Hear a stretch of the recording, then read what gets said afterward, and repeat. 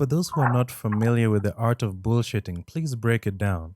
Because it's one thing You to know, I work mean, hard. It's one thing to work hard in your environment, but to rise up, that means you're applying certain skills that you might not be aware of. okay. Well, the art of bullshit is I'm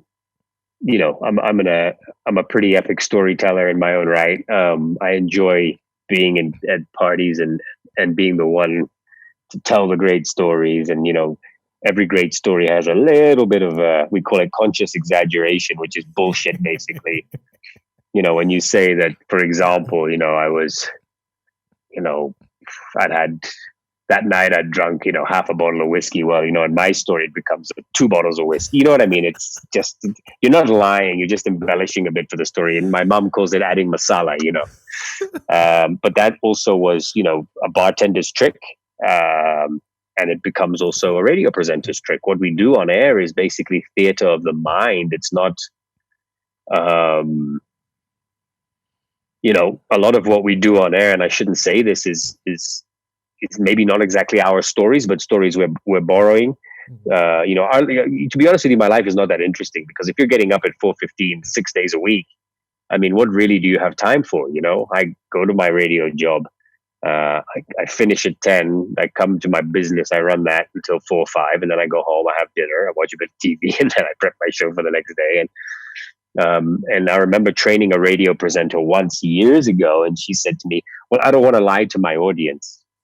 So I said, "So what do you want to tell them? You want to tell them that you got up, you made your son's lunch for school, you came to work.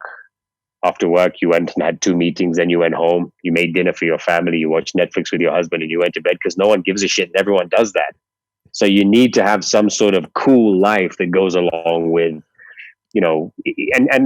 to be fair, our audience, I feel bad for them, because they should really realize that for us to be in our optimum every morning, we're not out partying the night before. It's not possible, right?